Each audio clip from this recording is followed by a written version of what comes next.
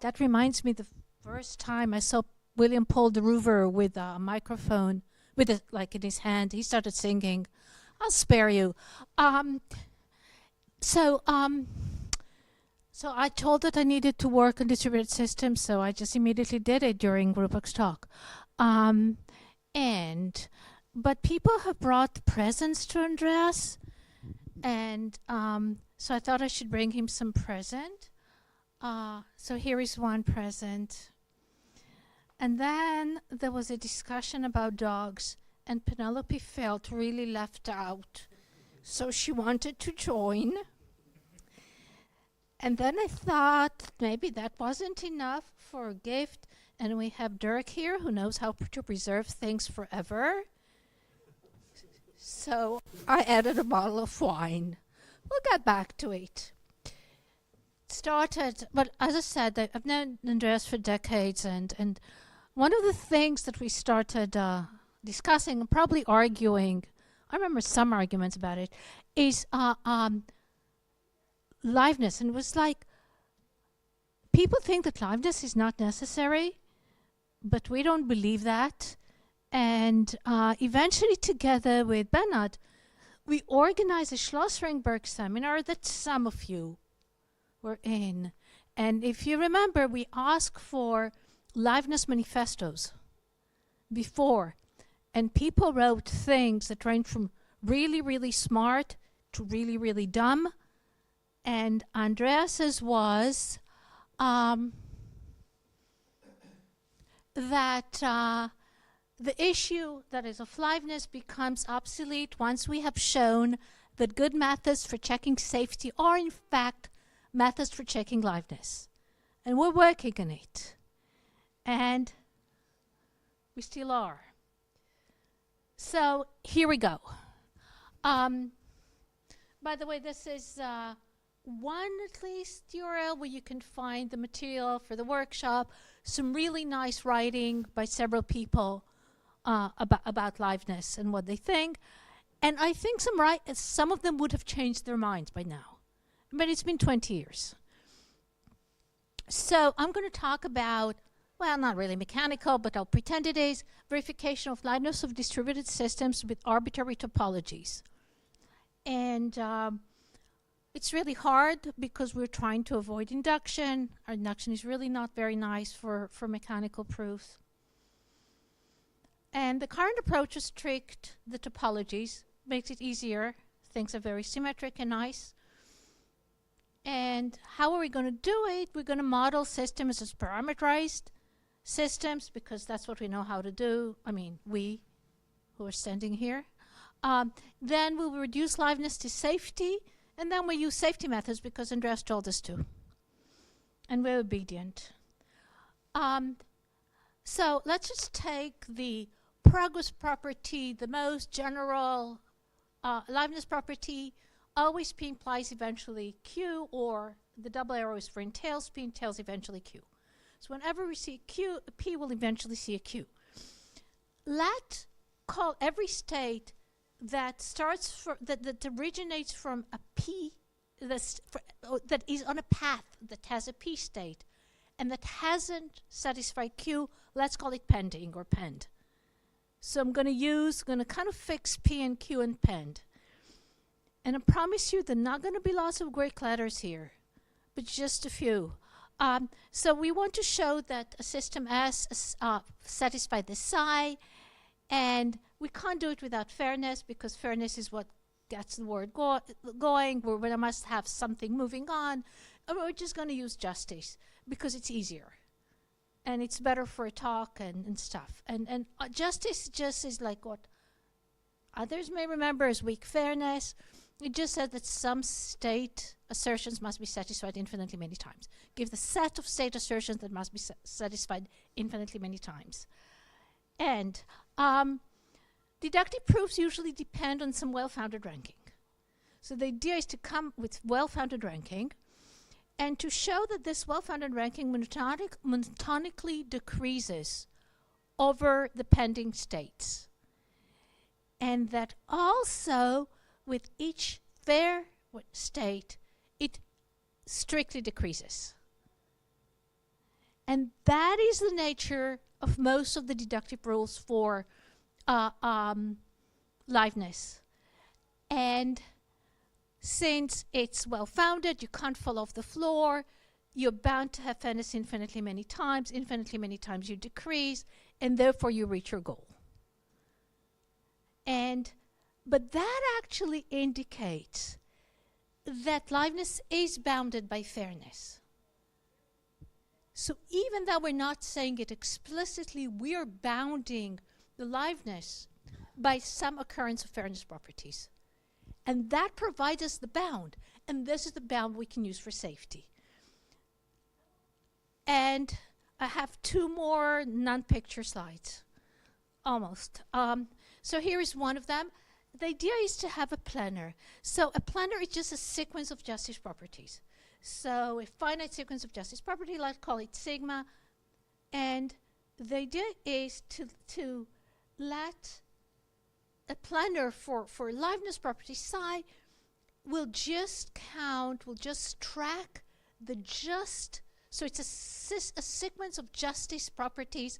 So we're just going to track when the first one occurs, we mark the first, we wait for the second, we wait for the third, until what? Until we exhaust the planar or we reach a Q state. So, so that, in fact, this sigma is a bound on the safety, on the liveness, and it is allow us to translate liveness to safety. It is exactly the transformer we need because we can express this sigma as a non-interfering monitor. So one thing that is not very convenient is to have those fixed sequences. So sometimes I want to say, let any process take a step. Like I want each of the processes to take a step. I don't care which order.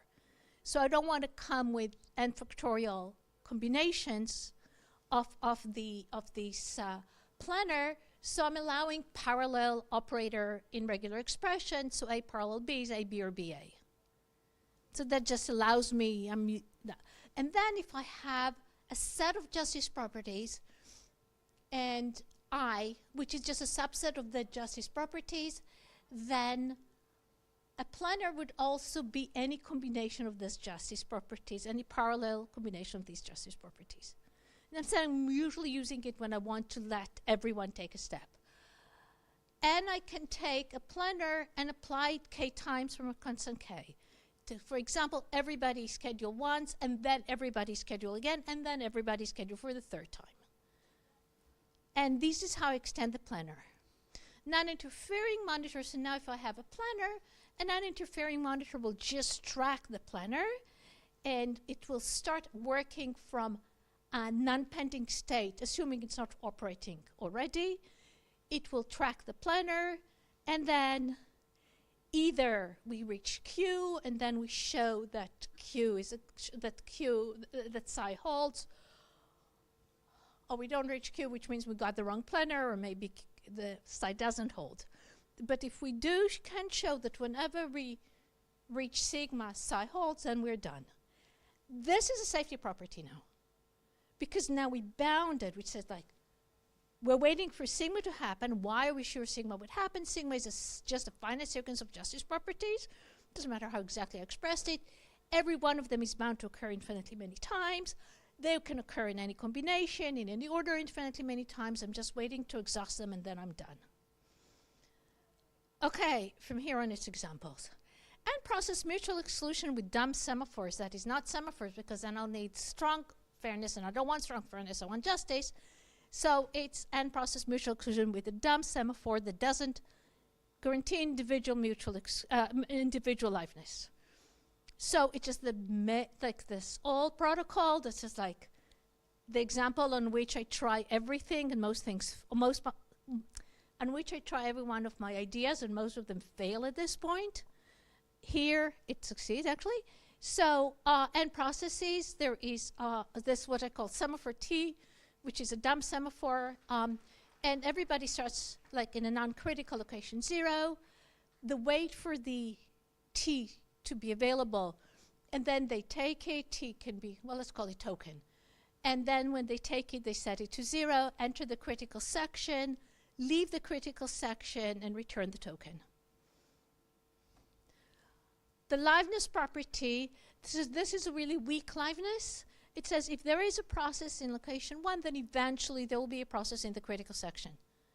That is, if somebody is trying, then somebody will succeed. So that's a price I'm paying for not having strong fairness, but it's also just real basic example. And it's also topologically not interested. This is a click, so it's not. So there are 3 justice properties for each process. A process cannot be stuck forever in location 1 when the token is available. And a process cannot be stuck forever in the critical section, and a process cannot be stuck forever after the critical section. That is, the only thing that we allow is a process to be stuck forever in the non-critical section. We don't force it to want to enter the critical section, or it can be stuck if it's in location 1 and the token is infinitely often not available. Then it can be stuck. And what is a planner? Wow, this is a planner. Schedule everybody 3 times. So go to 3 rounds where everybody schedule once. There could be some other planners. Actually schedule everybody 3 times would have worked too. There are lots of things that we can do. Why 3? Because suppose when we start this game, there are processes waiting at location 1, but there is one process at location 2. We need to schedule everybody once for the process in location 2 to go to location 3. We need to schedule it again. So we need to schedule everybody because we don't know who it is. Again, to get it out of location 3, and then we need to schedule everybody again to make sure that the process in that app process in location 1 gets to location 2. So this is the planner. Okay, this was really easy, so let's move to a more interesting example. A spanning tree is a very, it's a somewhat simplified version of the spanning tree from Nancy Lynch's book on distributed systems.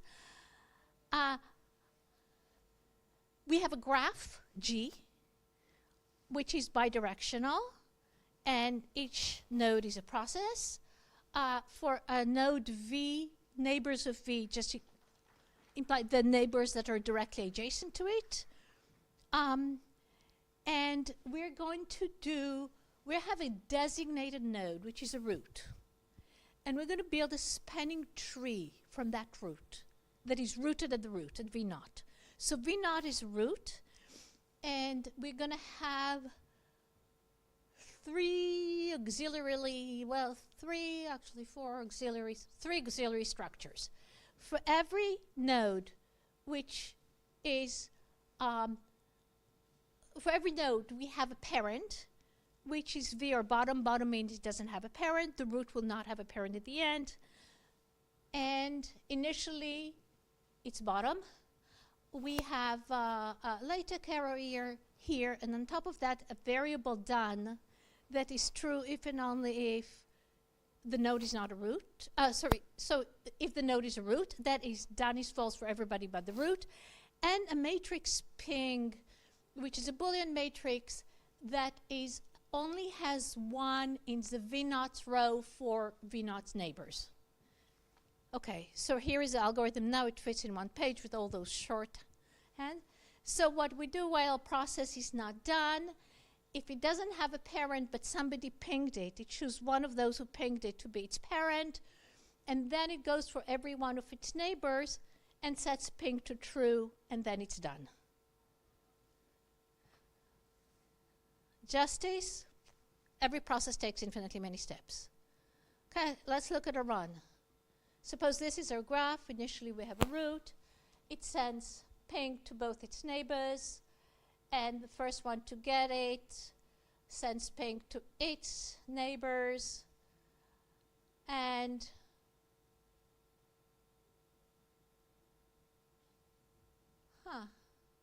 we end up with a tree. And there's only one mistake here that I noticed. But these animations are so annoying, so I'm not trying to fix it, because you didn't notice it. So that's how we get a tree. So this is the protocol, And what do we want to show? That every non-root parent eventually has, every non-root node eventually has a parent. So what we're going to do is we're going to schedule everybody n times. That is, and the reason I used n and not cardinality of v is for two reasons. One thing, cardinality of v really looked ugly. For some reason I couldn't put PowerPoint, and LaTeX did not collaborate with me on this one.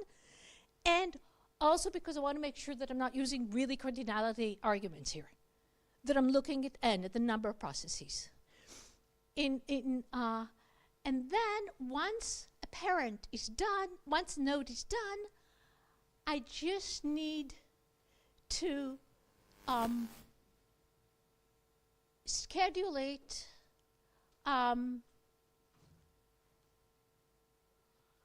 for every node that is not done. I just need to schedule the number of its parent for it to be done. Sorry, once it has a parent, I need to schedule it this number of times to be done. So that will do for this one.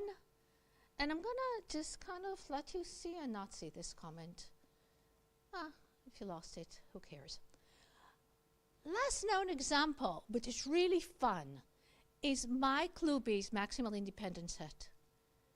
And so we still have the same graph, but we're trying to choose a maximal independent set. A maximal independent set is a set of nodes. So if a node is in the set, none of its neighbors are in the set. If a node is not in the set, it has some neighbor in the set. So that will be a maximal independent set. And as I said, the protocol is due to my Klube's, and it's kind of old, and it's synchronous, and it's probabilistic. So I'm not going to get rid of the probabilistic because, you know, guys, I love probabilities, but they're just going to make them very simple. And but I don't like synchronicity, so we're going to do what we usually, because our models are asynchronous, so we're going to use asynchronous as synchronous. So the rough solution is that the solutions, that the processes go in rounds. There's rounds. Each round consists of 3 steps. At the first step, everybody flips a coin. So we're going to let it flip a coin high-low with equal probability. Real protocol, they can be other values too, with not equal probabilities, but all bounded from below. So what I say still holds. And so it flips a coin and sends the result to all its neighbors. At the second phase, it assembles all the results.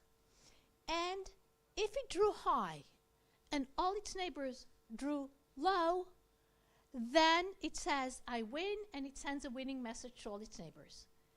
At the third phase, if a node receives a win message from one of its neighbors, it loses and it withdraws. So you can stop playing if you win or if you lose. And then you drop out of the game and you don't play anymore. And the playing nodes continue the game. Okay, the graph. So we start here that everybody's in phase 1. Let's say that some nodes drew low and this one drew high. Note that those who drew switch to phase 2. And note also that even that this one has a high neighbor, it cannot tell that it lost it because it has a neighbor that hasn't flipped yet. So we have to wait for this. So now this node, notice it's a winner because both its neighbor lost. So it is a winner. So we know that these two will lose, but it's too early for them to lose.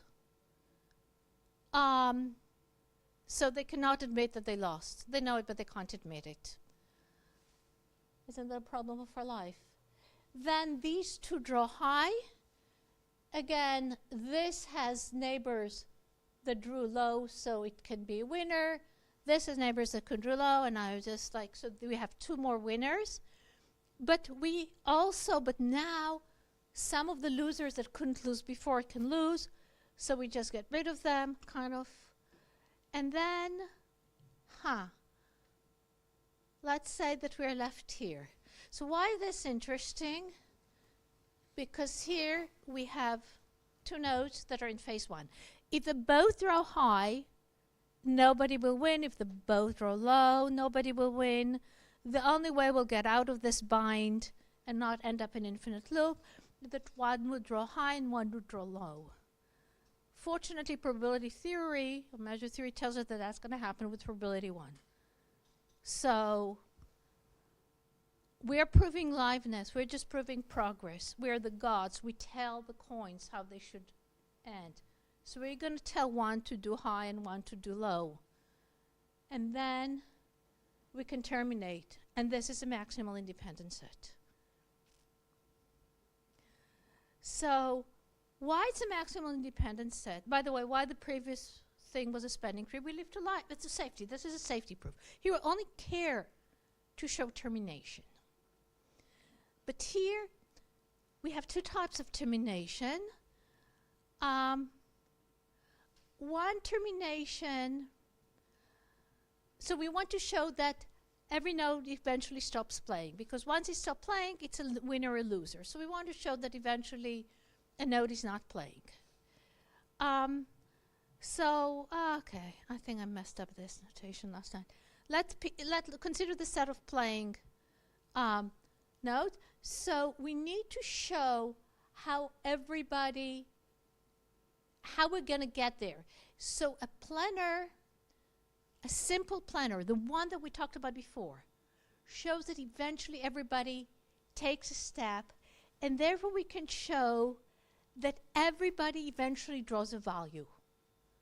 Now we need to get more sophisticated to tell them what to draw. So the previous solution showed that eventually everybody draws. So we're going to do a probabilistic planar that tells them what to do. And as long as this planar is finite, we're bound to occur infinitely many times probability 1, so we will win our case. What should we do for this? Actually, there are lots of ways of doing it, and some are better than the others. Here is the dumbest and simplest one, and that says, let there be n lows, followed by 1 high, followed by n lows. Somebody is bound to win. Repeat it n times. Each time it happens, somebody is bound to win. You're done. That is actually a rather complicated planar to do. So it may be very difficult to accomplish. So we can do some other things. For example, let the first one who is playing, the first playing one that needs to draw, let it draw high and everybody else draw low. So that's kind of faster. Or let somebody draw high if and only if nobody in its neighborhood drew high. So that's even faster. And it is better than others for other considerations. It will be easier to implement. So we have lots of other possibilities. Okay, some notes. As I said, the original protocol is synchronous. The choice of probabilities are not fixed, either bounded from below. Why do I keep saying bounded from below? For me to apply any reasoning that a finite circumstance occur infinitely many times, I must have this bounded from below.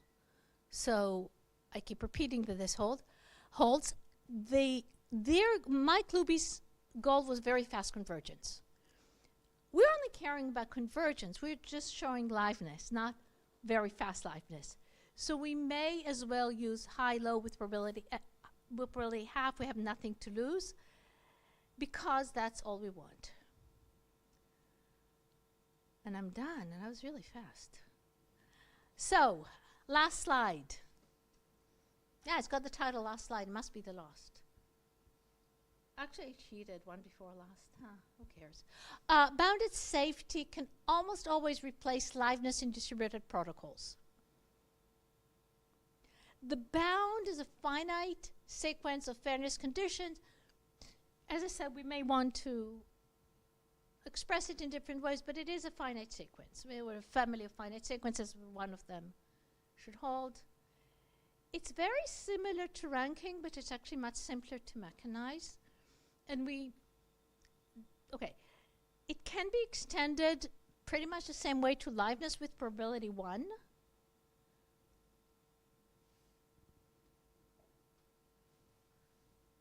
Some things are better left unsaid. That's it. Let me return to my gift for Andreas. Remember this bottle of wine? I want you to say its price. But I also want you to know that this is the small version. I didn't get him the full bottle. So, I'm done.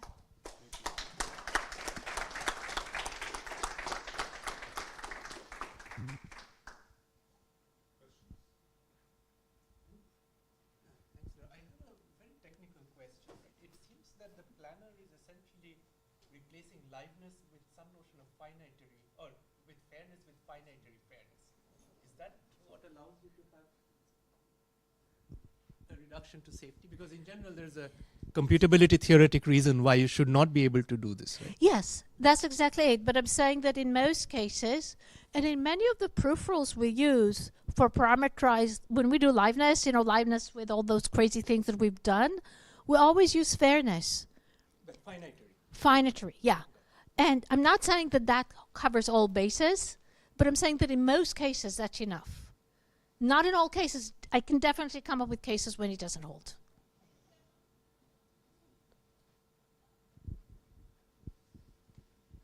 Someone, no?